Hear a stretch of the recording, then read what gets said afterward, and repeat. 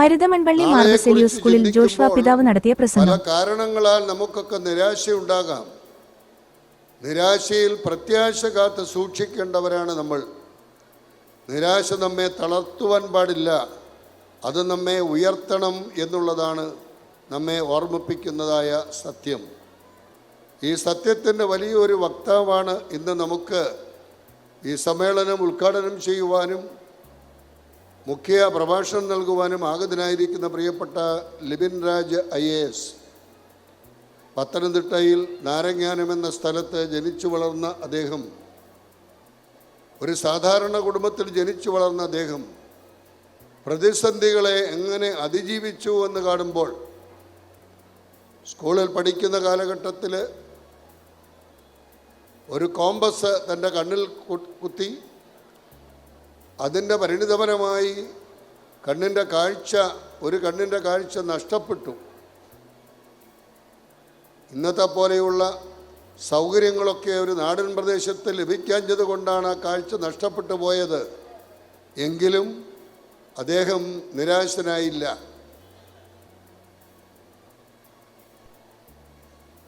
College ലെവലിലേക്ക് വന്നപ്പോൾ പ്രശസ്തനായ ഒരു വിദ്യാർത്ഥിയായി SSLC നല്ല ശതമാനം മാർക്കോടുകൂടി പാസ്സായ അദ്ദേഹം പ്രീ ഡിഗ്രി ലെവലിലേക്ക് വന്നപ്പോൾ 100% മാർക്ക് വാങ്ങിച്ചുകൊണ്ടാണ് മലയാളത്തിൽ വിജയിച്ചത് എന്നൊക്കെ പറയുമ്പോൾ ഏത് പ്രതിസന്ധികളെയും അഭിമുഖീകരിക്കാൻ കഴിയും എന്നുള്ള ഒരു ശുഭാപ്തി വിശ്വാസത്തോടെ മുമ്പോട്ട് പോയ വ്യക്തിയാണ്.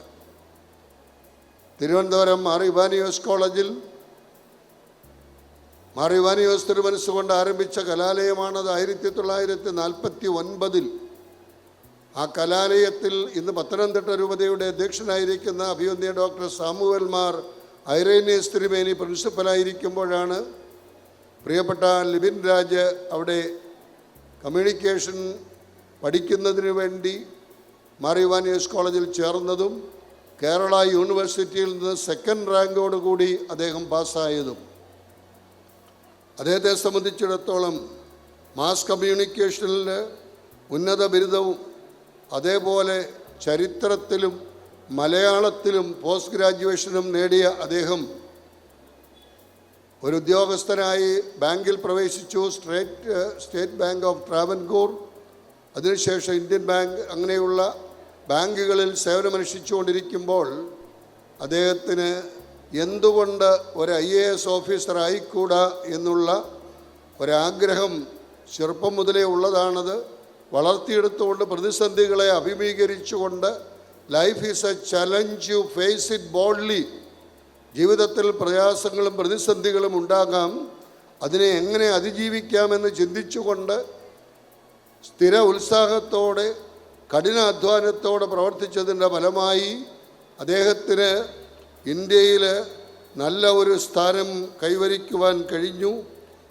2012 അദ്ദേഹം സിവിൽ സർവീസിൽ ഓൾ ഇന്ത്യ റാങ്ക് 224ാമത്തെ റാങ്കോടുകൂടി ഒരു IAS ഉദ്യോഗസ്ഥനായി മാറിയത് എന്ന് കാണുമ്പോൾ, ഒരു ഗ്രാമപ്രദേശത്ത് ജനിച്ചു വളർന്ന്, ഒരു സാധാരണ കുടുംബത്തിൽ ജനിച്ചു വളർന്ന് പല പ്രതിസന്ധികളെയും അഭിമുഖീകരിച്ചുകൊണ്ട് ഒരു കണ്ണിൻ്റെ കാഴ്ച നഷ്ടപ്പെട്ടെങ്കിലും ഉൾക്കാഴ്ചയോടെ എനിക്കെന്തെങ്കിലും സമൂഹത്തിന് ചെയ്യാൻ സാധിക്കുമെന്നുള്ള ശുഭാപ്തി വിശ്വാസത്തോടെ പ്രവർത്തിച്ചുകൊണ്ട് ഇന്ന് സമൂഹത്തിന് മുഖ്യധാരയിൽ നിന്ന് പ്രവർത്തിക്കുമ്പോൾ, അതുകൊണ്ടാണ് മിസ്റ്റർ ലിബിൻ രാജ് IAS മരുതമ്പള്ളി സ്കൂളിൽ വരണമെന്നും ഈ സ്കൂളിലെ കുഞ്ഞുങ്ങൾക്കൊരു പ്രചോദനം കൊടുക്കുവാൻ അദ്ദേഹത്തിൻ്റെ സാന്നിധ്യം സഹായകമാകുമെന്നുള്ള ബോധ്യത്തോടു കൂടി ക്ഷണിച്ചത്.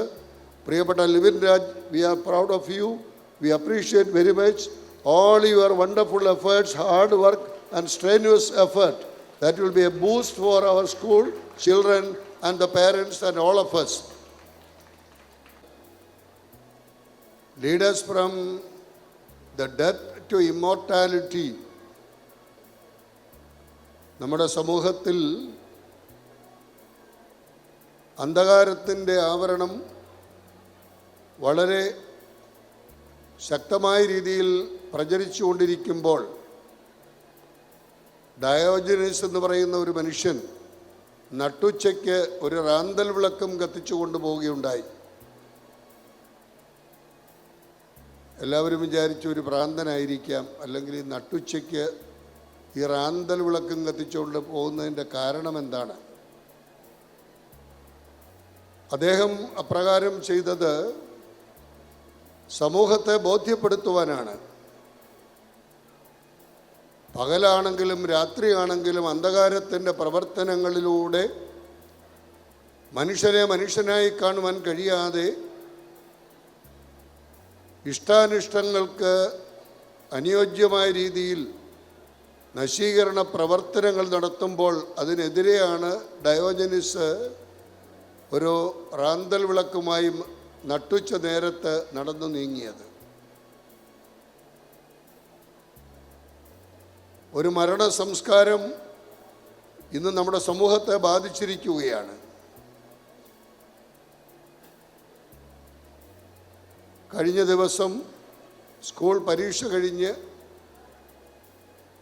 റോഡരികിൽ ബസ് നോക്കി നിൽക്കുന്ന 4 പെൺകുട്ടികളുടെ മേൽ ഒരു ലോറി വന്ന് മറിഞ്ഞ് ആ 4 പെൺകുട്ടികളും മരണപ്പെട്ടു. കഴിഞ്ഞ ആഴ്ചയിൽ ആലപ്പുഴ മെഡിക്കൽ കോളേജിൽ പഠിച്ചുകൊണ്ടിരുന്ന യുവാക്കന്മാർ സഞ്ചരിച്ച വാഹനം അപകടത്തിൽപ്പെട്ട് 6 പേര് ഇതിനോടകം മരിച്ചു കഴിഞ്ഞു. എന്താണ് അതിൻ്റെയൊക്കെ കാരണമെന്ന് ചോദിച്ചാൽ അമിത വേഗമാകാം, സുബോധമില്ലാതെ വാഹനം ഓടിക്കുന്നതാകാം, പല കാരണങ്ങളുണ്ടാകാം. പക്ഷേ ചരിത്രം ആവർത്തിച്ചുകൊണ്ടിരിക്കുന്ന ഈ അവസരത്തിൽ ജീവൻ്റെ വിലയും നിലയും മനസ്സിലാക്കിക്കൊണ്ട് മനുഷ്യനെ ജീവിക്കുവാൻ അഭ്യസിപ്പിക്കുകയാണ് വിദ്യാഭ്യാസത്തിൻ്റെ ലക്ഷ്യം.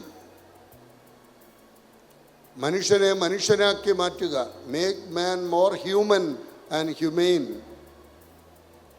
ഇന്ന് മനുഷ്യത്വമൊക്കെ നഷ്ടപ്പെട്ടുകൊണ്ടിരിക്കുന്നതായിട്ട് മാധ്യമങ്ങളിലൊക്കെ നാം കാണുന്നുണ്ട്. ചുറ്റുപാട് നടക്കുന്ന സംഭവങ്ങളൊക്കെ നമ്മെ ഓർമ്മിപ്പിക്കുന്നുണ്ട്. മനുഷ്യനെ വെറും ഉപഭോഗ വസ്തുവായി കണ്ടുകൊണ്ട് അവനോട് കാണിക്കുന്ന ക്രൂരത എന്തുമാത്രമുണ്ട് എന്ന് കാണുമ്പോൾ ജീവന് വിലയും നിലയും മനസ്സിലാക്കിക്കൊണ്ട് പ്രവർത്തിക്കുവാൻ കഴിയണമെന്ന് ബൃഹദാരണ്യ ഉപനിഷത്ത് നമ്മെ ഓർമ്മിപ്പിക്കുമ്പോൾ വഴിയും സത്യവും ജീവനും ആയ ഈശ്വരൻ്റെ സാന്നിധ്യം നല്ല വഴികളിലൂടെ നടക്കുവാൻ നമ്മുടെ കുഞ്ഞുങ്ങളെ പരിശീലിപ്പിക്കുകയും എന്താണ് സത്യം, എവിടെയാണ് സത്യം, നിയമസഭയിൽ സത്യം ലഭിക്കുമോ, കോടതിയിൽ സത്യം ലഭിക്കുമോ, സഭയിൽ സത്യം ലഭിക്കുമോ, മനുഷ്യൻ ചോദിക്കുന്ന ചോദ്യമാണ്. ഈ സത്യമെന്ന് പറയുന്നത് ദൈവമാണെന്നും ദൈവത്തെ മുൻനിർത്തിയേ ജീവിക്കാവൂ എന്നും കുടുംബങ്ങളിൽ പൂർവികർ നമ്മെ ഓർമ്മിപ്പിച്ചിട്ടുണ്ട്. അത് മറക്കരുത്. ഏത് രാജ്യത്ത് പോയാലും നാട് മറന്നാലും മൂട് മറക്കരുത് നമ്മെ പഠിപ്പിച്ചിട്ടുണ്ട്. ഈ യാഥാർത്ഥ്യങ്ങളൊക്കെ സമൂഹത്തെ ബോധ്യപ്പെടുത്തി കൊടുക്കുവാൻ വിദ്യാഭ്യാസത്തിലൂടെ സാധിക്കുമെന്നുള്ള ശുഭാപ്തി വിശ്വാസത്തോടു കൂടിയാണ് ഇവിടെ ഒരു കലാലയം ആരംഭിച്ചതും 25 വർഷങ്ങൾ പൂർത്തിയാക്കുന്നതും. ഇന്ന് നിങ്ങൾ ജീവിക്കുമ്പോൾ ഏറെ തീഷ്ണതയോടെ ജീവിക്കണം. 1000 മൈൽ ദൂരം യാത്ര ചെയ്യുവാനുള്ള ആദ്യത്തെ ചുവടുവയ്പ് ഇന്ന് ആരംഭിക്കണം, ഇവിടെ ആരംഭിക്കണം, ഇപ്പോൾ ആരംഭിക്കണം. അത് മാറ്റിവെക്കുവാൻ പാടില്ല. ബഹുദൂരം നമുക്കൊക്കെ സഞ്ചരിക്കുവാനുണ്ട്. കടമകൾ ഈ സമൂഹത്തോട് നിറവേറ്റുവാനുണ്ട്, നമ്മുടെ കുടുംബത്തോട് നിറവേറ്റുവാനുണ്ട്, ഈശ്വരനോട് നിറവേറ്റുവാനുണ്ട്, ഈ പ്രപഞ്ചത്തോട് നിറവേറ്റുവാനുണ്ട്. ഈ ബോധ്യത്തോടു കൂടി പ്രവർത്തിക്കുവാൻ ഏറെ തീഷ്ണതയോടെ വളരെയേറെ ദൂരം ഇനിയും സഞ്ചരിക്കുവാനുണ്ട്. അവിടെ പ്രകാശം പരത്തിക്കൊണ്ട് നമ്മുടെ കഴിവുകളെയൊക്കെ വളർത്തിയെടുത്ത് സമൂഹം നേരിടുന്ന പ്രശ്നങ്ങൾക്ക് പരിഹാരം കണ്ടെത്തുവാൻ നന്മയുടെ നിറകുടമായി, സ്നേഹത്തിന് ഉറവിടമായി ജീവിക്കുവാൻ കഴിയുന്ന ഒരു സമൂഹത്തിന് നേതൃത്വം കൊടുക്കുക എന്നുള്ളതാണ് ഈ കാലഘട്ടത്തിൽ വിദ്യാഭ്യാസത്തിലൂടെ ലക്ഷ്യമാക്കിയിരിക്കുന്നത്. നാളെയെക്കുറിച്ച് ചിന്തിക്കുമ്പോൾ പല കാരണങ്ങളാൽ നമുക്കൊക്കെ നിരാശയുണ്ടാകാം. നിരാശയിൽ പ്രത്യാശ കാത്ത് സൂക്ഷിക്കേണ്ടവരാണ് നമ്മൾ. നിരാശ നമ്മെ തളർത്തുവാൻ പാടില്ല, അത് നമ്മെ ഉയർത്തണം എന്നുള്ളതാണ് നമ്മെ ഓർമ്മിപ്പിക്കുന്നതായ സത്യം. ഈ സത്യത്തിൻ്റെ വലിയൊരു വക്താവാണ് ഇന്ന് നമുക്ക് ഈ സമ്മേളനം ഉദ്ഘാടനം ചെയ്യുവാനും മുഖ്യ പ്രഭാഷണം നൽകുവാനും ആഗതനായിരിക്കുന്ന പ്രിയപ്പെട്ട ലിബിൻ രാജ് IAS. പത്തനംതിട്ടയിൽ നാരങ്ങാനം എന്ന സ്ഥലത്ത് ജനിച്ചു വളർന്ന അദ്ദേഹം, ഒരു സാധാരണ കുടുംബത്തിൽ ജനിച്ചു വളർന്ന അദ്ദേഹം പ്രതിസന്ധികളെ എങ്ങനെ അതിജീവിച്ചു എന്ന് കാണുമ്പോൾ, സ്കൂളിൽ പഠിക്കുന്ന കാലഘട്ടത്തിൽ ഒരു കോമ്പസ് തൻ്റെ കണ്ണിൽ കുത്തി, അതിൻ്റെ പരിണിതഫലമായി ഒരു കണ്ണിൻ്റെ കാഴ്ച നഷ്ടപ്പെട്ടു. ഇന്നത്തെ പോലെയുള്ള സൗകര്യങ്ങളൊക്കെ ഒരു നാടൻ പ്രദേശത്ത് ലഭിക്കാഞ്ഞത് കൊണ്ടാണ് ആ കാഴ്ച നഷ്ടപ്പെട്ടു പോയത്. എങ്കിലും അദ്ദേഹം നിരാശനായില്ല.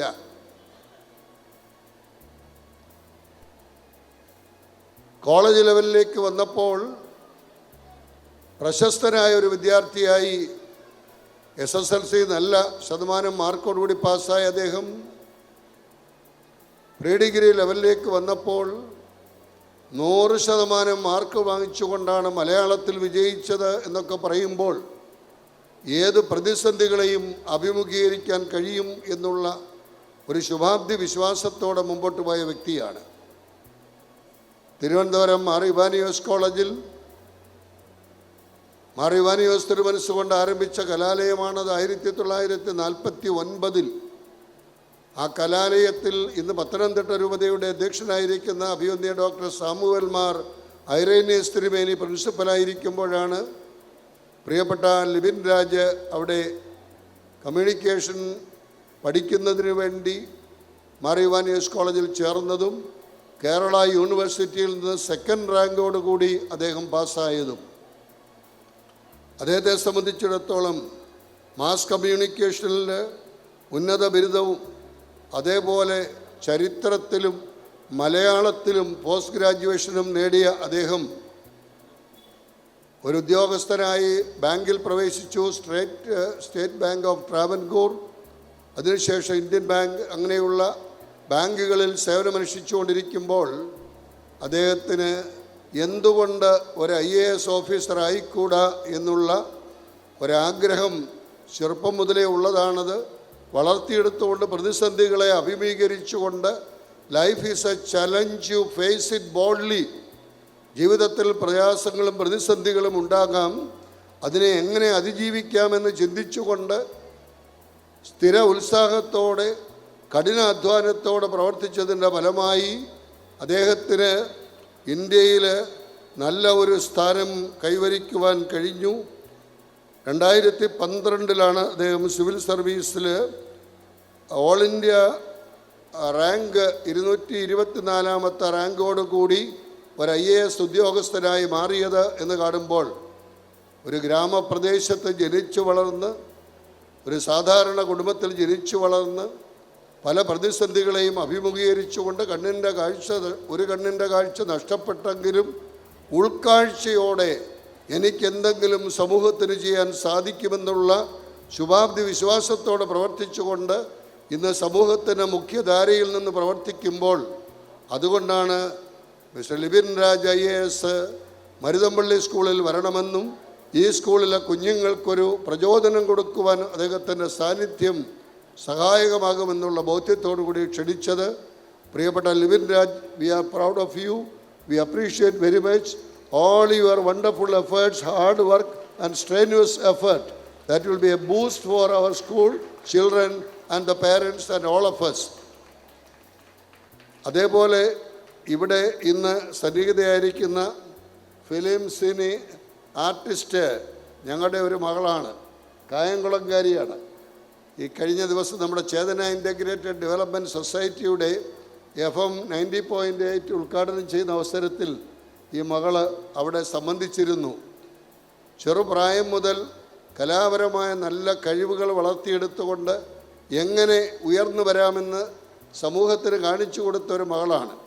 ആ കാരണത്താൽ ഈ മകളുടെ സാന്നിധ്യം നമ്മൾ വിചാരിക്കും ഇപ്പോൾ ഈ മകളെന്തോ നടനമൊക്കെ നടത്താൻ പോവുകയാണെന്നല്ല, ഉള്ള സാന്നിധ്യം തന്നെ ഒരു വലിയ അനുഗ്രഹമാണ്.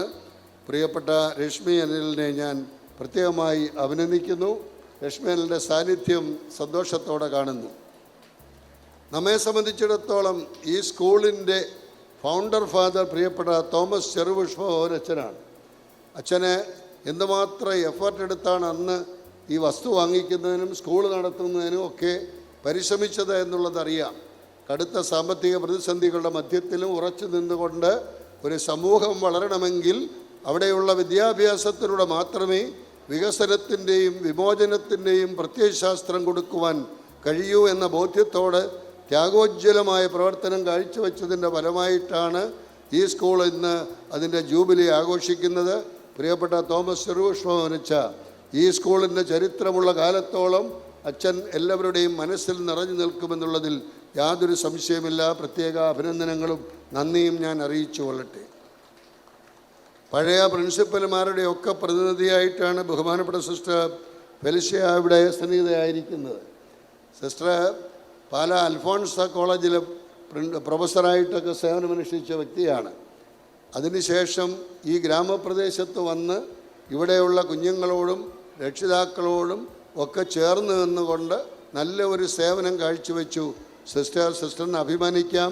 കഴിഞ്ഞ 25 വർഷക്കാലം ഈ കലാലയം ഇങ്ങനെ ഉയർന്നു വന്നുവെങ്കിൽ സിസ്റ്ററിനെ പോലെയുള്ളവരുടെ കഠിനാധ്വാനവും അതേപോലെ ദൈവാശ്രയവുമാണ് എന്നുള്ളത് ഞങ്ങൾ നന്ദിയോടെ അനുസ്മരിച്ചുകൊണ്ട് സിസ്റ്ററിനെയും സിസ്റ്റർ പ്രതിനിധാനം ചെയ്യുന്ന തിരുഹൃദയ സന്യാസിനി സമൂഹാംഗങ്ങളായ സഹോദരിമാർ ഇപ്പോൾ ഇവിടെ നിർവഹിച്ചുകൊണ്ടിരിക്കുന്ന ഈ സേവനങ്ങളുടെയൊക്കെ പശ്ചാത്തലത്തിൽ വളരെയേറെ കടപ്പാട് ഞങ്ങൾക്ക് തിരുഹൃദയ സന്യാസിനി സമൂഹത്തോട്